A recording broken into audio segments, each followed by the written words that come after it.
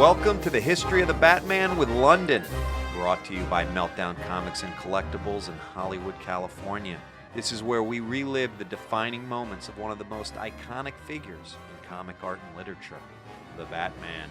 My name is Adam Silverstein, and I am joined by our star, Londyn. We also have hiding in the shadows. He may say something, he may not, we don't know. He just kind of creeps in and gives us his 2 cents, or doesn't. We don't never. It's a mystery.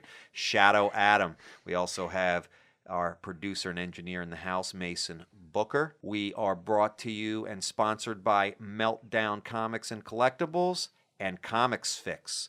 Comics Fix is a digital comics platform like Netflix. You pay a monthly subscription and get to read comics. Read as many that are on the entire library. They just got all 72 issues of The Boys by Garth Ennis and Derek Robertson. So check out comicsfix.com. You can read it on your tablet, on your computer, and on your phone. Do us a favor and check out Comics Fix.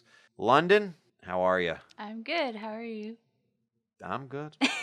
I'm excited because this week we are concluding our retrospect of creators. And what we have been doing, as our listeners should know because they were listening to last week's episode and the week before, we are going through the decades and picking out 2 creators. Essentially, you are. I'm not. I'm not claiming that, but that's for you. You did all the research and all the hard work and all the reading. I just get to ask you questions about it. Anyways, we are going over the decades. We're picking out 2 creators, talking about their contributions, some of their stories, and characters they may have created. We started in the 30s, 40s, then went to the 50s and 60s, 70s. And we finished last episode with the 80s with my favorite Frank Miller. And now, we went to the 90s. I got so excited with the Frank Miller stuff that I just forgot everything else. But you'd mentioned about Chuck Dixon and Norm Breyfogle and their contributions, and also got to talk about your favorite Batman creator. Would you care to share who that is? Kelly Jones. Yes, I got to be very excited and talk about why he's my favorite artist, definitely. Now, is Kelly Jones, is that the picture with Batman kind of hunched over? Yeah, he's hunched over. And does he have wings in that picture or not? Well, I mean, it's kind of more his cape can kind of look kind of like wings, but he's just it's just kind of everything's dripping. Every part of his cape, his costume, his ears, his hands, his nails, just everything is just so dramatic, and he's just this creepy vampire. Yes, there it is. Okay. Oh, that's beautiful. Goodness. So yeah. This is the picture, the extra long right. ears. That's the trade paperback cover, I think, for all 3 of the Elseworlds, the Vampire Batman series, which is my favorite. Yes. And then it's got the bats flying in the night sky, the full moon. Right. I mean, considering Batman, he's a bat, it just shows, it's the perfect personification for him, I think. So it's the merging of the bat and the man. Exactly. Now, there was a time that Batman actually turned into a winged vampire. Is that right? Well, I mean, I had the hero clicks of it, I think. So that's... Well, I mean, probably the closest, just in regular continuity, is probably the villain Man-Bat. That's Kirk Langstrom. So I don't know what I'm talking about. No, but I'm sure there is some story that he probably turns into a bat. I mean, there was, I think in the later 2000s, like Stan Lee, he did a Imagine, I guess, like a series, and he kind of was a bat kind of being, I suppose, like in his interpretation. But it's not far-fetched if there's any story where Batman actually takes on bat, person. That probably happened in the cartoon at some point. I'm sure. What is the Man-Bat then? Man-Bat, he's actually a doctor. It's Kirk Langstrom, and he pretty much takes this serum and he turns kind of into, a bat, kind of like a man-shaped bat. I mean, he's like, he looks like a bat, but he's a human and he has superhuman strength, and he doesn't want to be the bad guy. So it's kind of like, it's kind of like you have a sympathetic, you sympathize for him because he doesn't want to be this creature, and Batman knows him as the Doctor, and he wants to help him, and he came I think in the 70s, and he's an interesting character. I mean, he was the first character in the animated series in the first episode on Leathered Wings, which I always thought was interesting that they started that series with that character. But yeah, I mean, Man-Bat, I like him. I mean, I think they have a New 52, and he's an interesting character. I mean, it's the opposite kind of. Yeah, I'm showing you a picture right now of the hero clicks with the bat wings. Yeah. There was actually wings coming out of his cape. That's awesome. Yeah, so I knew that I wasn't totally crazy. And it's totally not even a weird, thing to even visualize. I mean, you would think at some point someone's going to give this man bat wings. I mean, he's Batman. Spider-Man turned into a spider. He had multiple arms. Yeah, for a I mean, while. that just fits. It's comic books. You can do anything. There you go. And speaking of creators that can do anything, how you like that segue? Nice. We're talking pre-New 52. And, I mean, are there any bigger names in the business than the next two creators that you're going to talk about? I don't think so. And it's really important to actually separate, even though these creators have taken part of in the New 52 and in Batman stories and DC stories, pre-New 52, I mean, it's pretty much ending, decades worth of a DC universe that everyone knew before the kind of soft reboot that happened in 2011. So I figured I would pick two creators that, started in 2000 all the way until New 52 began, because tons of amazing Batman stories and characters and, emerged from this period. And yeah, these two that we're going to talk about for pre-New 52, they are pretty much legends and giants in the industry for sure. I mean, I don't even think when it comes to these two creators, you could say who should go first or who should go last. I mean, they are equally huge. Right. They're both equally important. I mean, no one, it's just, and I'm sure people prefer one over the other or have their favorites, but they're both equally just outstanding. They're huge. Definitely. Yeah. So, of course. One we consider a writer, and the other we consider an artist. Yes. Geez, who do you want to hear first about Shadow Adam? I'm a huge fan of Grant Morrison, so... Yes, I am too. So I guess we're going with the writer first? Sure. Or do we go with him second? No, let's leave him for last. And then, because, I mean, there's so much. I'm not saying the artist that we're going to talk about doesn't have, as much. But, let's go with the artist first. Let's go with the artist. Yeah, sure. All right. That's fine. The great Jim Lee. Yep, Jim Lee. So what did he do... in the 90s, and pre-52. Pre-52. I mean, well, before, he started, he was in Marvel. He did the Uncanny X-Men and then worked on X-Men. And then, he's done so much. He, was like co-creator for Image Comics and then worked with Wildstorm. And just, he's contributed a lot before even getting to Batman. And so, in the 90s, he contributed a lot with Marvel. But yeah, when... he actually owns a part of... He's a big wig in DC? Yeah. Right now, he's the co-editor, co-publisher. Right now, he's definitely, one of the big, names in DC Comics, the publication itself. And definitely. So when he came into New 52, the context of Jim Lee's career was, this is like a superstar. Right. And he pretty much created the design of what the New 52 heroes pretty much would look like. It was almost like a staple of that's what Batman and Superman and Wonder Woman and all of the Justice League and the DC universe, that's kind of what they visually looked like. He was the template. Yeah, exactly. He made what New 52 would look like. So he's kind of like the Tony Hawk of comics. I don't know why I thought, but Tony Hawk started off as a talent.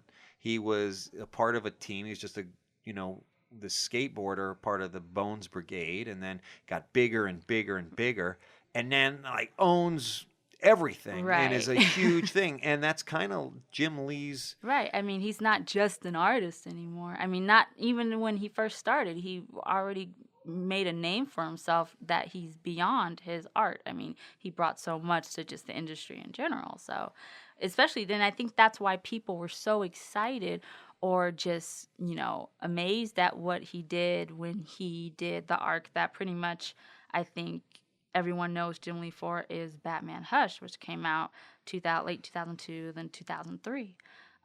That is definitely a story that I talked about on the Digital Lives of Doom, the show that I was on. We talked about Batman Hush, and I said that's definitely a modern Batman story that if you want to start getting into Batman comics and you don't know where to start because he's been in so many, that arc is definitely one that I would recommend for anyone that wants to start reading it, because you pretty much have almost all of Batman's, family and rogues gallery, and it's a really interesting epic to look at if you want to just get to know any of these characters that have been being produced since the 40s. But yeah, Jim Lee, he started early 2000s, and from, I think it's issue Batman 608, which is interesting because the variant cover, I guess, Jim Lee also with Alex Sinclair and Scott Williams, which I think that they're like the world's finest of Batman, like in modern for art. I mean, whenever Jim Lee, Scott Williams, and Alex Sinclair, whenever they do the pencils, inks, and colors, it is always such a brilliant work, even if it's not Batman. I mean, They did Superman. Yeah, they did Superman. I mean, they've pretty much now, at this point, have worked on almost all the big names in DC. I know that everyone, puts Jim Lee in the forefront, but, I mean, without Williams and Sinclair, I mean, I think they all just flow together, as creators on one piece. What do they all do individually? Obviously, well, pretty much Jim Lee's the penciler. He's pencils. Scott Williams is the inker, and then Alex Sinclair does the colors. But all together, of course, you can't have one without any of the other. So together, they make brilliant works. But for Batman Hush, they were the artists, principal artists, and then Jeff Loeb, who did Batman Long Halloween and Batman Dark Victory with Tim Sale, he was the writer. I want to talk about those. Okay. After we talk about Hush, because definitely. Yeah, that's or maybe we'll do after Jim Lee, because that is stuff that I absolutely loved. Yes. And they were kind of the framework for Hush. Yeah, definitely. Because they were their own little stories that really hit every major player in the Batman universe. Definitely. And that's kind of what Hush did, but to the regular continuity. Exactly. Yeah, definitely. Yeah, Long Halloween is definitely one of my favorites, and I still reread it even now. That's one of my favorite stories to just go over. Yeah, definitely. I mean, just the art, and I just thought it was fantastic. And definitely. So into Hush, then tell me a little bit more about that. Yeah, I mean, even just starting with the first issue, it goes within the Batman publication. It goes through Batman number 608 to 619, and just even talking about the first issue, Batman 608, Jim Lee and Scott Williams and Alex Sinclair, they do a variant cover for this issue, and it is now probably one of the most iconic modern takes of Batman that anyone's seen. I mean, it's Batman perched on kind of like a gargoyle looking over the city, and then they did a kind of reverse cover for Superman, and so when you put them together, they're kind of going head to head. But yeah, just the imagery just on the cover itself is now what everyone thinks of. If you type in Batman, and you want to look for Batman art, that's probably the first image that'll pop up in Google, I would guess. I mean, it's now a modern marvel. But pretty much Batman in this story, he is trying to find this new villain that is in the city, and it's Hush. And it's interesting because even though the story is called Batman Hush. By the way, I just typed in Batman art. What is it? Yeah. It's there, right? Yeah, it is. So it's like, I mean, it's pretty much now, I mean, you see it everywhere. You see it even in other comic book shops, like as posters and just everywhere. I mean, it is like probably the most bought poster of Batman that probably DC has. So even just creating an iconic image like that, I mean, that's already something, and we haven't even gotten into the story.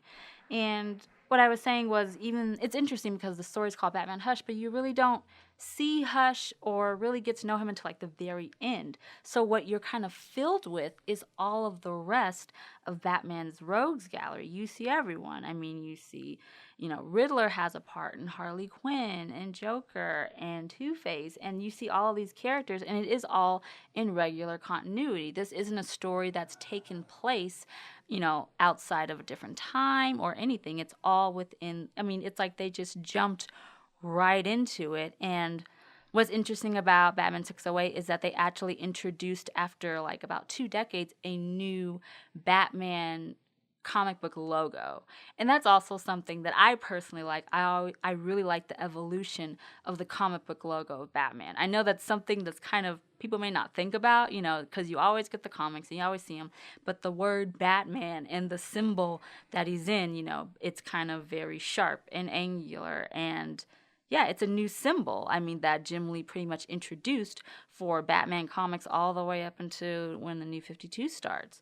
But yeah, so it's a lot of introductions. It's an introduction to a new type of, precise lines and colors and angles that Jim Lee style is pretty much known for. It's, it's very distinct. I think even people who aren't hardcore, comic book fans, if they see Jim Lee art, they're like, oh, that's Jim Lee, especially after New 52 and knowing you've seen his art pretty much for like the past 2 or 3 years, constant.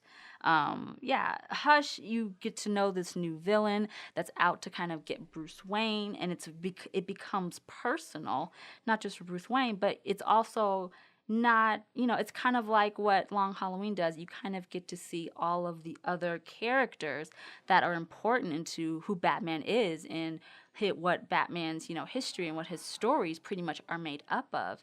You get to see his villains, and I think another thing that's interesting is you get to see something that we'll touch upon in the next episode is you get to see the relationship between Bruce Wayne, Batman, and Selina Kyle and Catwoman, and they develop a love relationship. It's a romantic relationship, and you see Batman kind of unfold and become Bruce Wayne, and he reveals his identity to Selina Kyle that he's Batman. Was that the first time that happened? Pretty much. I mean, with other women, I mean, no one else besides maybe Silverstein St. Cloud in the 70s kind of discovered he was Bruce Wayne, but really no, he never really said, okay, I'm Batman, to anyone. So this was a really important thing, in Batman's, kind of history, because it's the ultimate thing, telling someone who he really is and kind of giving that risk of either them being hurt by whomever is going after him, which I think is that way for almost any superhero, which is interesting, to think about. Like Superman has Lois Lane, and all of the heroes have someone that's important, even if it's not a love interest, if it's a family member, or if it's someone that knows who they are under the costume and under the mask, and you kind of now have this whole vulnerable, relationship, and Batman gives that to Selina in Hush. And yet, at the end, he pretty much has to take that away, and he can't trust her, and he has his own issues to deal with. He's dealing with Hush. He's dealing with all the other villains. Interestingly, it's a good arc for Riddler, too, because Riddler, in a point in time, discovers who Batman is, and then has his whole psychological deal, and Batman kind of toys with him and tells him, he kind of tricks him into not telling anyone his secret. And I guess there's so much you can go over with in Hush, and a lot of little different plot lines that happen with the 12, 13-issue series, that it's a really dynamic story, and it's pretty much kicks off the 2000s, the period before the reboot, and kind of issues in kind of how Batman is going to be for the next decade or so. What is Hush? Who is Hush? Hush is Thomas Elliot. Hush is just a he doesn't really have powers. He's like a regular man. He just has a slight obsession with Bruce. They were friends when they were kids, and so he knows his father, Thomas Wayne, and it's a dynamic that kind of grows over time. And you see Hush in other stories.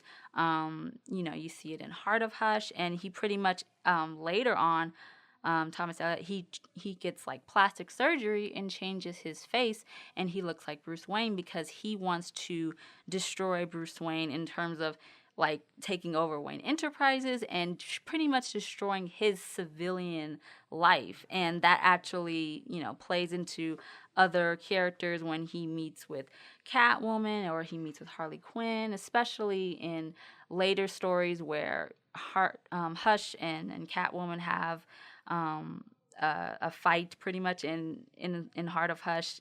He takes out Catwoman's heart pretty much. I mean, he literally takes her heart out, and Batman has to save her and has to rescue her and fix her. And it's from what it started, I guess, with Hush in the story, it's very simple. And then creators took it years later and kind of made it into a very kind of magical, kind of just out of this world kind of story for him. So I think people like Hush because he was just, he's a regular guy, but then he started to do really crazy things that messed up Bruce Wayne's pretty much life.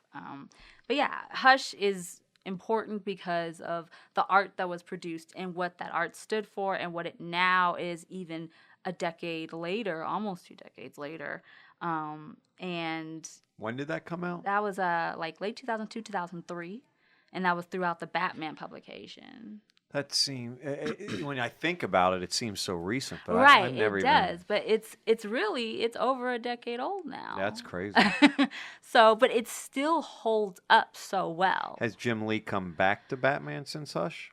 Well, no. I mean, that's the thing. It's like Jim Lee's done so much, but at least with this story, he was so prominent in the main artist. I mean, the only thing he's done after is with Frank Miller started 2005, going to 2008. He did All-Star Batman and Robin the Boy Wonder, and that was with Frank Miller and Scott Williams as well, and Alex Sinclair. And it pretty much was like a 10-issue story, and a lot of people kind of had a bad, I guess, reaction to it because I think it was a little extreme for some people, just the way Batman kind of acted and how his character was. It was a little extreme. And I always think, and I think I said in the last episode, I think it's kind of almost like a satire on Batman, like taking his, I'm for vengeance and justice and kind of putting it like 100% more and making him kind of almost this crazy guy that, has a Batcave and a sick Batmobile and is getting this kid who just lost his parents and saying, okay, you're going to be my sidekick, and like putting him through the ringer, and all of the same elements that we've seen decades before, but just kind of in a more kind of gritty, a little bit mean type of way. That All-Star line, they came out with what I think most people would consider a masterpiece, the All-Star Superman. Yes, they actually made a video of that. What's that? Yeah, Grant Morrison. Yeah. Yeah, Grant Morrison, who is the next person. But they made a video. They made a direct to DVD. Yes, and of that All-Star is a fantastic animated film. Right. Love it. And so, what the plans, though, I always thought was for All-Star Batman, All-Star Superman to actually continue. Right, and that was the plan. They were going to it was going to be a full all-star line, and pretty much all of the major prominent characters were going to kind of get that, and it was going to be a continuing thing. But then the projects, I think from what I've read in interviews and articles, it seems that all of the creators, especially Frank Miller and Jim Lee, they had other projects that they were doing, and they were so wrapped up in them that they kind of lost track of this one. And I guess it wasn't like high priority as maybe the readers, for the readers. Right. And so it kind of just got lost. Like issues like 2 and 3 came out like months apart from each other. I remember that. And so it was like you're just waiting. And then once issue 10 happened, that was it. And you're like, what happened? Right. I thought they would have because I remember the line, the All-Star line was supposed to be iconic stories that can happen at any time. They weren't necessarily in the Right. continuity. Exactly. And so I thought they could have kept on doing that and just get new and creators. it would have been fascinating to have them continue with other characters too, because, like you said, All Star Superman is a masterpiece. It's brilliant, and just how that all played out, I thought, okay, All Star Batman's going to be just as amazing, and the story, what they can do with it, I think will be great. But I think the project just kind of got all jumbled up, and it didn't really come out to what it could have been. I So think. there was no other all-star Supermans or Batmans after that initial run. That was it. And it bummed me out because I really enjoyed the All-Star Batman, and All-Star Superman was great. We have that, and that's always a fantastic story. I don't think for kids they're going to do an All-Star Batman. Right. Which I would love to see that on an animated film, but Right. that's fine. Hey, Jim Lee, quite a contributor. Yes, Jim Lee definitely. Even though, he did it feels like, okay, he only did a handful of stories, but those stories did so much defining Batman in this era that you can't not discuss his work. Right. So I think we gave him proper due. I think so. What about, you've mentioned and alluded to, the great Grant Morrison. Grant Morrison. Friends of Meltdown as well. Yes. Had the pleasure of meeting Grant Morrison not too long ago here at Meltdown. And he's done amazing work. I mean, one of my favorite works by him isn't in the 2000s, but it was his 1989's A Serious House on Serious Earths, or Arkham Asylum, and it's just such a psychological thriller in one comic. I mean, it has so much depth to it, and you see characters like Joker and Two-Face kind of evolve. This is into one this issue? Yeah, it's just one graphic novel. What's it called? A Serious House on Serious Earth, or Arkham Asylum. It can Wow. be. Yeah, it's amazing. And Dave McKean's art, he was the illustrator on that. It's amazing. I mean, I recommend it to any Batman fan. It's almost a little psychedelic, but I think Can I that's borrow it? I have it. If you want to, I'll bring it. Yeah, bring it. Yeah, definitely. But yeah, but I think that's how Grant Morrison's kind of writing is. It's very abstract, and I think that's why for New 52, they wanted him to explain the multiverse, and he's doing the multiversity and that, and it's so abstract, it's so detailed, but it fits to how Grant Morrison presents any universe or any person he's talking about. When he was working, with Superman and doing All-Star Superman, I mean, he kind of took him out of his element and kind of broke him apart and showing just how much of an incredible being he is, and kind of playing into that and into his humanity and all that. And Sorry. Oh, no. Have you heard the story about how he decided to write Superman?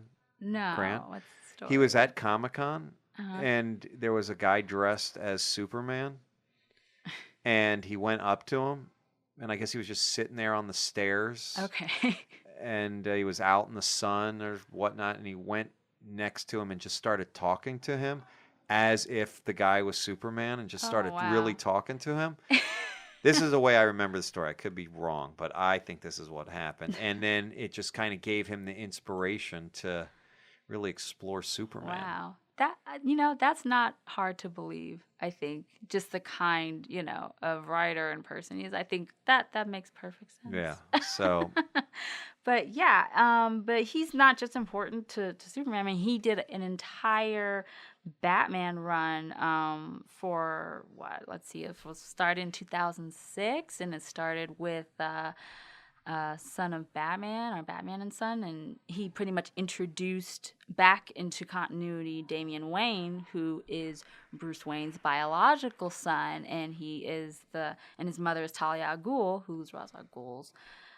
And Ra's al Ghul's his grandfather, and he did an entire run from 2006 to pretty much up to the New 52, and I mean that's just years of him just working on Batman. I mean, he worked on it from Batman 655 to 658, which was the Batman and Son arc, and then he did other stories like The Black Glove, and he did all of these he just worked on Batman for that whole period of time, and he kind of defined Batman in that era.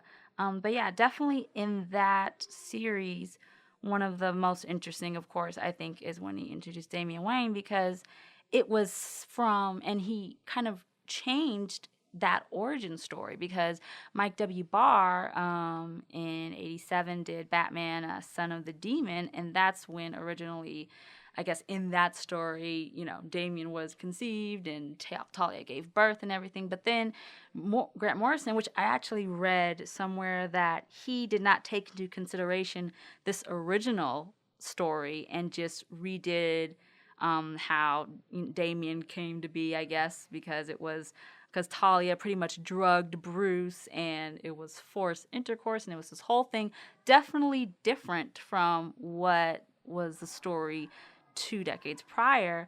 But he kind of made it so, because of that, Bruce Wayne and Talia have a really bad relationship. I mean, it's disdain. It's not only that, oh, your father is Ra's al Ghul, who is an eco-terrorist trying to take over the world and, wipe out the globe at times. But, I mean, you pretty much, forced the child upon me, and now you just bring him here and say, hey, you have a son. And it's a lot more than just, Batman having, a new thing to deal with. I mean, he's a father, and now he has to kind of tie it all into with, Dick Grayson there as Nightwing and, everyone playing their parts. And then you just kind of get into stories like the Final Crisis, which was a huge arc that involved everyone in the DC universe. And What was the crisis that was final? Because I think in the most simplest way, they pretty much had to fight Darkseid from pretty much taking over the world. I mean, in the most simplest thing. And interestingly enough, in the second to last issue, I think it's Final Crisis number 7, Batman goes up against Darkseid. And, Darkseid is a Superman villain because, well, Darkseid's the one that killed Superman at one point. But Batman goes up against Darkseid, and he has a gun, which, he doesn't use gun in this modern, interpretation, but he has this bullet that's like shoots omega beams that would take out Darkseid, but it backfires and Darkseid apparently to everyone else kills Batman. So Grant Morrison pretty much was writing the death of Batman in this period of time. And, a lot of people, I think, thought, okay, well, he's just going to come back in the next issue and, it's not going to be something so permanent. But then it turns into a year-long kind of spectacle over all of the Batman family stories, over, all of the major DC lines, and Batman's death, he was gone. And then Grant Morrison did the Road to Bruce Wayne, and pretty much told the story that Batman was put into almost this like kind of boom tube and was in another kind of dimension, and he has to go pretty much through the past, through from caveman times to, just everything all the way back to present Gotham to come back to a city.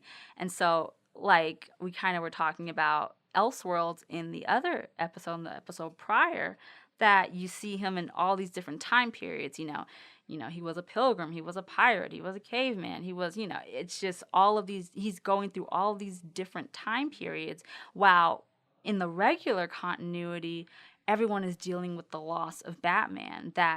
That's what started story arcs like Battle for the Cowl, where, everyone's trying to figure out who's going to be the next Batman since Bruce Wayne is gone from Final Crisis. And in that, you get all of these stories, and then you get the new, status quo. Dick Grayson becomes Batman. Damian Wayne, who's his son, that Grant Morrison reintroduced, is the new Robin. And, you have Tim Drake as Red Robin. And then for a period of time, you have Stephanie Brown and Cassandra Cain as Batgirl. And the whole dynamic is changed, all because Batman is out of the stories for literally a real span, a year's worth of time. Wow.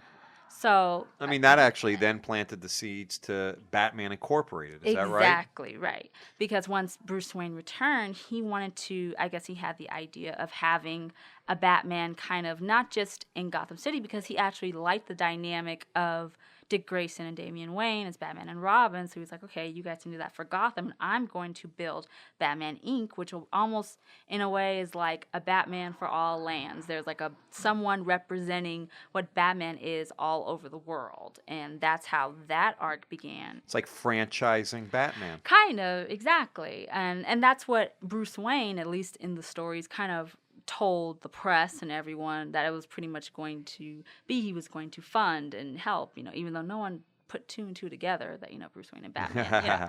I always thought that was interesting, but, that's fine. But yeah, they are comic books, yeah, right? Of course. And it's like, that's fine. I get it. But yes. But even then, I mean, you think about that. That's a genius idea that all these years have gone by since 1939. Right. And you've got an enterprising millionaire early and then became billionaire. Right.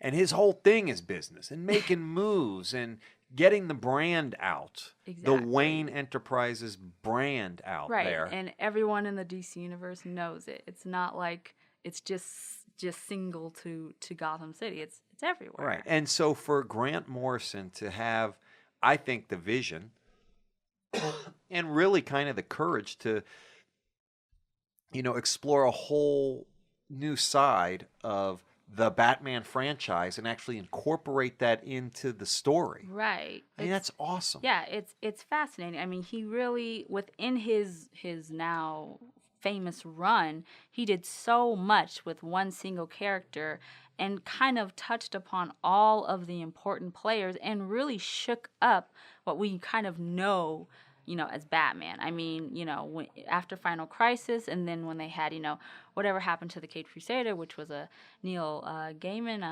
2-issue, arc. I mean, after that, I mean, it kind of just gave a domino effect to all of these stories and to give all of these writers and artists something more to do with Batman. It isn't just the same story. It isn't just him and Gotham. I mean, there's so much to do. And so all of these new publications came, and it all spanned from Grant Morrison kind of doing his own unique thing with Batman. I mean, it's like the ripple in the pond and just expanded so much. And really, it just seems logical. I mean, I mean, how did no one else figure that out, And it took all those years. Right. And I know that people who enjoy Batman and read Batman and have had, have read it for decades, I mean, they just want him because, it's like that's what makes him so amazing is that he's just this one guy and he's doing all of this stuff. Right. I mean, I'm sure, I get it. people like the grit, grime, backstreet brawl, Batman. Exactly. Just him against the world kind of thing, No, I get that. So I understand why maybe they didn't do this approach, but it is a brilliant side to try to, bring something new to a character who's been around, like you said, since the 1939, the 40s. I mean, it's a very interesting. Yeah, I mean, I definitely came to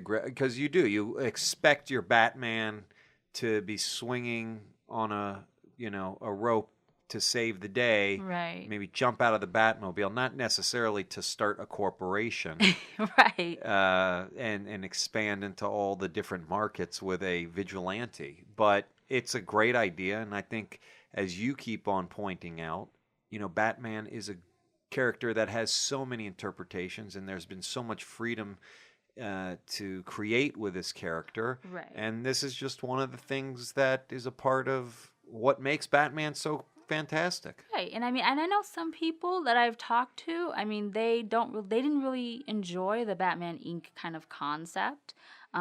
Especially early on, I guess what they were trying to do with it, like Volume 1, they didn't really enjoy. But I mean, I think that was just, like I always say, I mean, there's so many different sides to how you can read Batman and look at him, and this was just another one. And it just so happened that it caught on and kind of expanded other creators to go further with it. So yeah, I mean, I definitely see that. I appreciate the taking that next step that Grant Morrison did. I think it's great. I mean, it may not be my favorite interpretation either, but I do think it's a logical next step to the story of what this billionaire does. I mean, he Right. incorporates things and he then expands them and then makes more money. Why not apply it to the vigilante trade? Definitely. So then what happens there with all that stuff? It kind of gets shaken up in the New 52? Yeah, I mean, it kind of, once, I guess the big thing was Flashpoint, yeah, it pretty much starts in the New 52, and we have all new, publications, and coming back, I guess, to Jim Lee, I mean, for the Justice League at least, the new design and giving a new origin to these characters that we've known for decades. I mean, it's pretty much a soft reboot. I mean, people ask me all the time, what is New 52? Like, they're like, I don't get it. And I mean, when it first started, I guess, back in... What's a soft reboot versus I assume, hard reboot? Yeah, I mean, soft reboot pretty much is the creators, the DC editors, they wanted to keep certain stories with certain characters. They didn't want to completely wipe out everything that happened before the new reboot started. So, like, for Batgirl, for instance, they changed the background of, her paralysis, but they still kept the story of the Killing Joke. Now, if it was a hard reboot, that would be gone completely. That time when Joker came to her house and shot her, and kidnapped Gordon and all that, that wouldn't have existed unless they wrote it into something new. But they kept that story, and they kept, things like Dick Grayson being Nightwing, and they kept things, like how characters originally were. So yeah, that's why it's a soft reboot. It's not like they pretty much wanted to keep the stories that would help them in continuing on with DC universe, but they didn't. But they pretty much took most of the regular things away. Like the original Justice League is different than it was when it first was in the Brave and the Bold #28. Things like that. So is this Convergence? Is this a hard reboot? I think for the end of Convergence, what it brings, I think it is another. I think it's another reboot, but I would say it's another kind of soft reboot because now the New 52 is just the still regular mainstream continuity, but now they're going to bring like 24 new publications, but yet keep like 25 of the regular New 52 ones. And, now that they have the whole multiverse to deal with, they pretty much went in and redid what Marv Wolfman and George Perez did with Crisis on Infinite Earths and said, okay, that didn't happen. We still have the multiverse. We still have all these characters.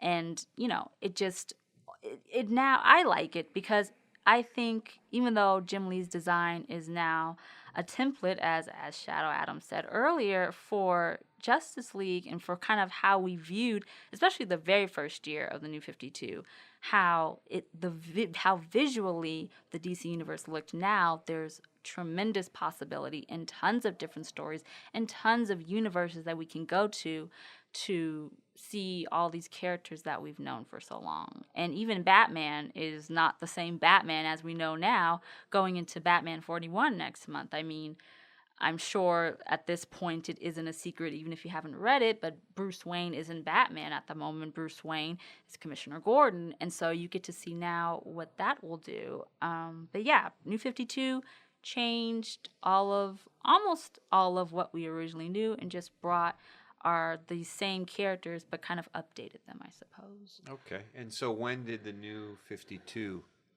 occur? It occurred in late 2011, so September 2011. It was after the Flashpoint Paradox arc. And yeah, I mean, it just restarted all the publications. It started Action Comics and Superman and Batman and Batgirl and all of the family members, Nightwing, they all had their own publications. And I think now, from the last few years, from 2011 up until now, I think the two creators for New 52 for Batman, I think, are both collaboratively Scott Snyder and Greg Capullo, the writer and the artist. They have put out a few Batman full arcs that I think defined what people see as Batman. And I know a lot of people don't really understand the New 52 or like it, but from when they did these stories and they're brand new and they introduced new characters and that are now favorites. I mean, their first story was the Court of Owls, and now we see it in the Batman versus Robin animated feature that just came out not too long ago, and they're the main villains in it. And it's just interesting to see how much it's developed and how it became so popular, and their stories really, once again kind of reinvented Batman, not just because of the New 52, and it's like it's all new, it's brand new, but now you get new characters, new stories, you see Batman in a different way.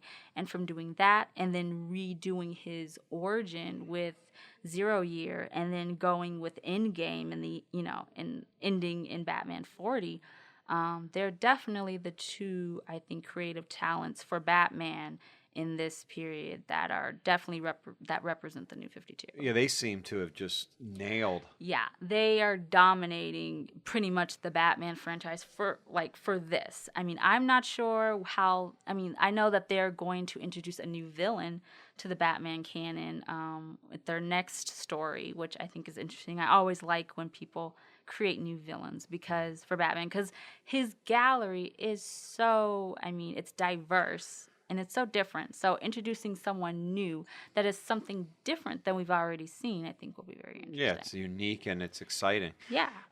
Greg Capullo, his art is absolutely fantastic. It is. I really enjoy his work. And I especially enjoyed it for 0 Year because the palette, the bright colors, it reminds me so much of pop art. And I am a huge American pop art fan. And it's just so, even for this kind of, the stories are kind of dark a little bit, and you see, this is 0 Year. So it's the first year of Batman. It's kind of like redoing Frank Miller and David Mazzucchelli's Batman Year One before a newer audience, and yet it's so pop and it's so bright. It's just it contrasts so well. But yes, it's brilliant. I think the cool thing about Greg Capullo is he got his, at least for me, he got to start with Spawn. Exactly. I mean, and that's an artist taking over for Todd McFarlane, right? Who many believe could be the best artist ever. Exactly. I mean, and especially taking over that character that he created. Right, he created it. It's big. Right. And, I mean, Todd McFarlane's another name. You talked about Jim Lee, who just took his talents and just created an empire. I mean, he's got probably the best toys on the market. Oh, yeah, for sure. But then Greg Capullo comes on Batman, and he just crushes it. I mean, Definitely. it's kind of like the Kelly art. It's not the same, but it's got that feel where it's iconic. Right. And I mean, it's so distinct. And I feel like maybe that's a better word, distinct. You can see it and that's, Capullo's work. And if you see something with Jim Lee, a lot of people are like, oh, that's Jim Lee. You can tell the way how it is. And you can't really say that for every artist. I mean, it's hard to try to find your own unique way of drawing something that has been drawn dozens of times over and to make it so special that when someone sees it, it's like, oh, that's their Batman because their cape is like this or their cowl is shaped like this or their symbol is like this or the way that they arc this. I mean, that's what Greg Capullo has. I actually think, and work with me on this one, so we talked about Jim Lee being this fantastic artist. Right. But Jim Lee is a fantastic artist all across the board. Exactly. I mean, he is iconic when he does X-Men. He's iconic when he does Superman. He's iconic when he does he is just iconic. He's just that artist where he can just, be good for anybody. And Greg Capullo, while I'm sure he could be good for anybody, he just seems like a perfect Batman artist. He nails what Batman is supposed to represent, right. I think. Especially for the now, for what Batman is in the New 52 and these modern, these recent comics. That's how Batman, I think, for a lot of people is just supposed to look. The way that, he does anything, the way he fights, the way he's in the Batcave, the way he's in the Batmobile, the way he's just talking, just kind of how he flows in the comics and what story Snyder is writing or any other writer is doing, he draws him in the way that I think represents whatever the story is supposed to be. He fits it perfectly for Batman. He is he's a perfect Batman artist. It's almost going to be weird to see him on a different book. Right.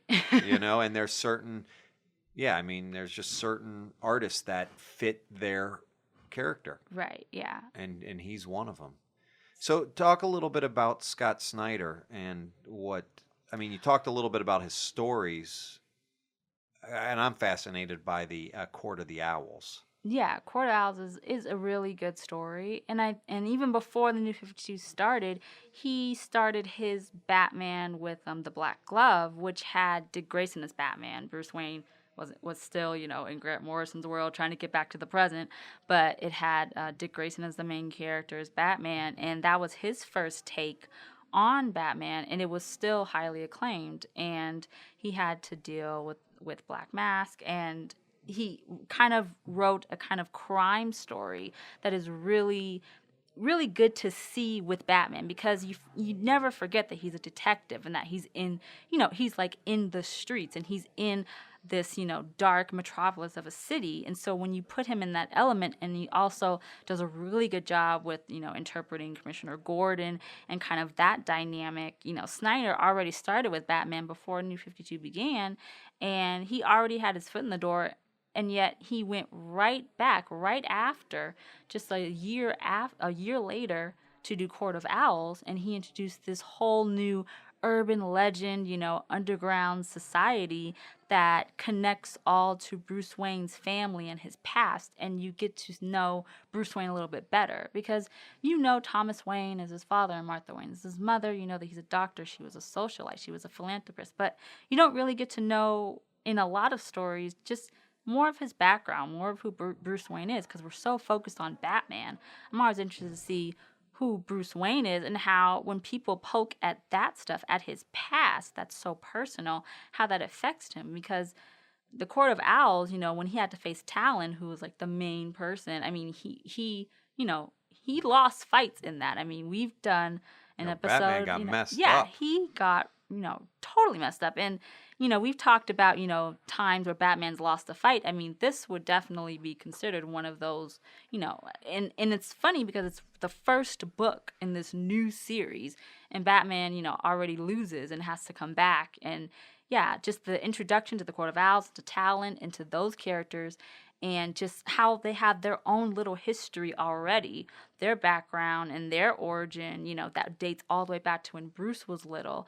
I think it gave a lot of people that kind of sense of a detective story, of like a crime, story that Snyder does really well. He does, detective stories really well. And he introduced that aspect back to Batman, which I always think is really important to keep for him, because that's what Bill Finger wanted him to be when he created him in 1939. He wanted him to be a detective, not just this dark vigilante, running the streets and beating up guys. He was part detective, and I think Snyder kind of reintroduced that theme with Black Glove and Court of Owls, and then going into Zero Year. It also seems that Scott Snyder is, just a very capable writer. I mean, obviously, we've talked about the stories and the contributions, but the fact that he writes this great story about the Black Mask and then has to change pretty much direction because of a company-wide crossover, Exactly. and then deliver a classic. Right. It's even more, I think. I mean, I like Court of Owls more than Black Glove. Black Glove is a really great story, but Court of Owls, especially for anyone who's just starting to read Batman, and they're just starting with the New 52. They may not have read anything else before, any of the stories before, pre-crisis, post-crisis, any of that. But if they read Court of Owls, they're getting a really good first Batman story. Yeah. Yeah, so definitely, Scott Snyder and Greg Capullo right now, still, they're definitely good representations of Batman for this time period. So other than the Court of Owls, and you talked about some of the other arcs that they did, are they still doing it? Yeah, I mean, like I said, they're still on the Batman publication, and they're going to start a whole new story in Batman 41, and they're going to introduce a new villain, which I think his name is Mr. Bloom.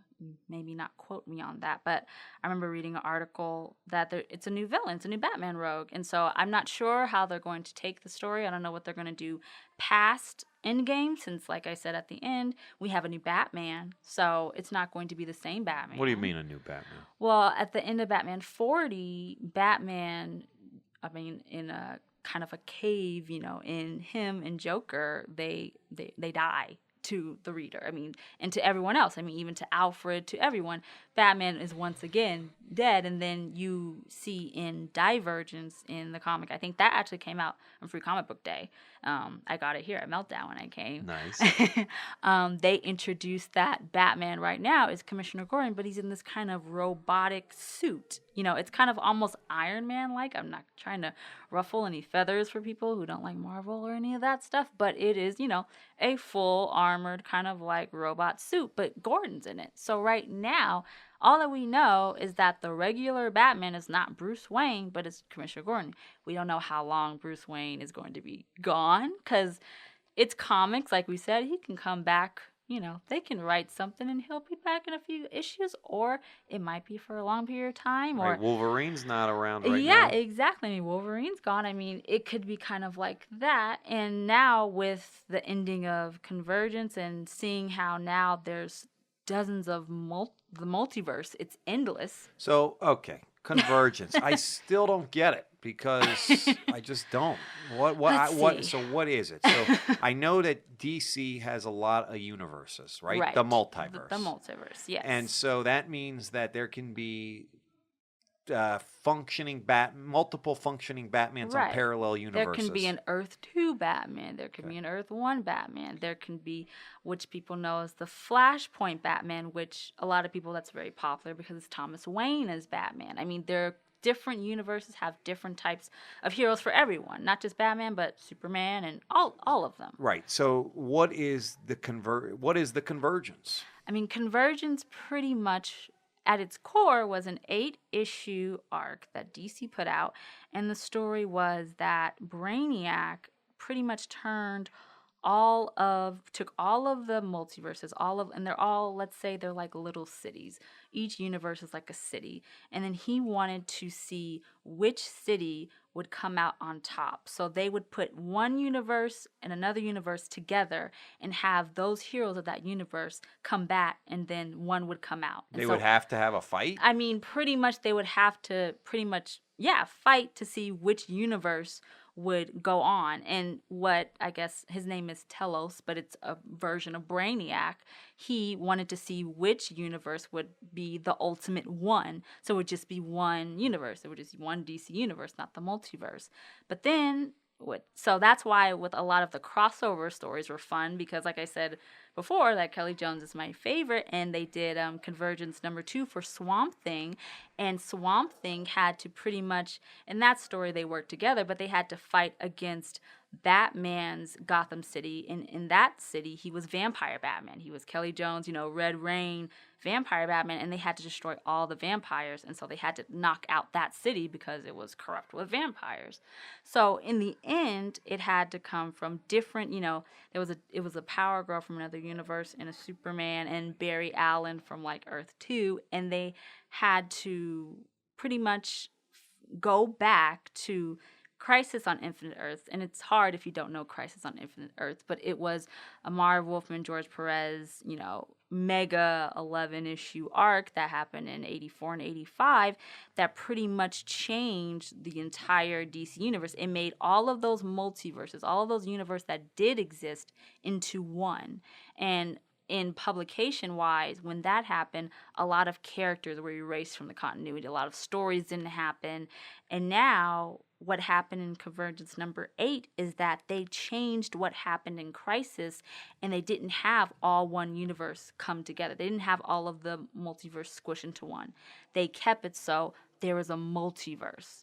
So for New 52, there was only pretty much one universe, and then it was explained later that there's a multiverse, so there's all these other different universes. But now DC is a huge multiverse, so all of the universes that were before Crisis, they all are there. So they're like 5 or 6 different times of Batmans, and there's just all these different universes. So Convergence, with the name, it seemed like everything was going to come just to one, down to one, and that's what Brainiac wanted. He just wanted one But city. that's not happening. But that didn't happen. What happened is now we have an entire multiverse that has all different types of heroes from all different types of timelines. Which is totally the opposite of what Marvel's doing. Yes, it totally is. So it's actually interesting to compare, but now I think I'm actually really excited for it because now DC is introducing this DCU concept where they're introducing, I think, 24 new books, and then they're keeping 25 of the New 52, and that will remain the regular continuity. So we'll have new stories, like you'll have a new version of Harley Quinn, and even Bizarro's getting his own book, and you have all these characters that are kind of getting a little tweaked. It's a little different, but it's new. It's all diverse. And I think that's why I'm excited, because I felt like with New 52, Jim Lee's design is brilliant, but it seemed like that's all you got. You only got one universe. You got one thing. But now it's limitless. Wouldn't you like to sit in on one of those creator meetings when they decide they're going to change the whole universe? Yes, because it's like, how do you get to that point? I don't even know how they got to how they want to do convergence. I mean, still, even when I explain it, it's like it's so much more complicated, but that's as simple as I can do it from what I've read, from the stories I've read. And I'm still confused, but I think I understand it a little bit better. Thank you. Yeah, it's crazy. So that means just there's so many now possibilities for your Batman fix to be satiated. Yes, I'm definitely excited to see what Snyder and Capullo are going to do. I'm excited to see what Detective Comics with Francis Manapul and Brian Buccellato, what they're going to do. I'm excited to see how Batman's going to go, how the family, all of the people involved are reacting to Batman kind of now being gone again. It's kind of a whole final crisis thing again. He's like, is he here? How long is he going to be gone? How long is Gordon going to be Batman? What does that mean for everyone else? It's just interesting. You get to do so many new stories, and I'm excited to read them. And then in 10 years, we'll come back. We'll have the two new creators that just crushed it exactly. in the new post. I don't even know what they'll call it. I don't know. Post-convergence, maybe? I don't know. Anyway, well, that does it. I think we've hit the creators through the decades. And I mean, I guess all of the creators, and there's so many more that I didn't even talk about. And I'm sure there's some people that are like, I think this person represents this decade, however they see it. But it just shows that there's so many different ways that Batman can be interpreted, and each decade, I think, represents a different Batman, and that there's so much to read about him. And like I said, there's no way you can ever read all of the Batman stories or know all of it, because there's just so much to dive into. And makes him a very complex, diverse character, which I love. That's why I like him. It's not the same story. Well, maybe what we could do, I mean, this has been a 3-part episode hitting all the decades from 39 to present, essentially. If some of the listeners want to reach out and hear maybe a profile or a mention, or we could do a segment on subsequent or additional creators.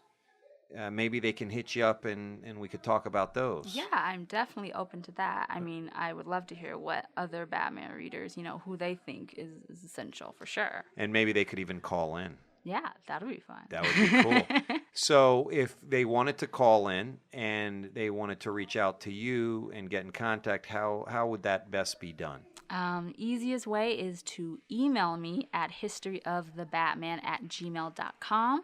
And if you're a follower on Instagram.com/historyofthebatman, you can always shoot me a direct message. I check all comments. And yeah, just reach out to me, especially through email is the best. historyofthebatman@gmail.com. I will be waiting. And what other social media do you have? I'm on Facebook. I'm at facebook.com/historyofthebatman. I'm on Twitter at twitter.com/hist, HIST of the Batman. And I'm on Tumblr at historyofthebatman.tumblr.com. Awesome. Yes, listeners, here's your chance. Reach out. Let's talk. You can be on the air if we decide that you should be on the air. We can't let everyone on the air. And we'll take questions, comments, anything.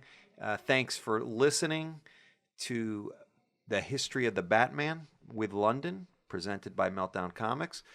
I'd like to thank our sponsors, comicsfix.com. It is a digital comics platform that you can read on your computer, on your iPad, on your phone. It is a subscription-based service, so you can read all the comics that they have for a monthly fee. check it out. Great stuff. Also, we are here at Meltdown Comics and Collectibles, 7522 Sunset Boulevard, Los Angeles, California. You can reach us at our Instagram, at our Twitter, Facebook. We have meltcomics.com. Go to the site. And, of course, you can tune in to all our old episodes of the history of the Batman with Londyn. And, share it. Let people know. This is good stuff going on here. We'd like to thank you for listening. Thank you, Shadow Adam. No problem. We'll see you next week. And, Londyn, before we go, can you just give the listeners a hint of what next week will be about? Next week, we are looking into Batman's love interest over the past 76 years. I think it's an interesting topic because Batman, as we all know, is human, and so he has human emotions, and it's interesting to look at how he's dealt with, exposing and becoming vulnerable to, certain people in the universe, and we're going to go over 76 years of just love and heartache and just discovering, what's more important, his heart or the cape and the cowl. Sounds great. Great. And I know we have a special probable guest. Our producer, engineer, Mason Booker, might want to say a few things about that episode next week, so we might hear from him. Awesome. Yep. And again, this is Adam Silverstein. I help co-produce the show. And again, thank you, Mason, for producing and engineering. We'll see you next week on the History of the Batman with Londyn, brought to you by Meltdown Comics and Collectibles. Have a good week.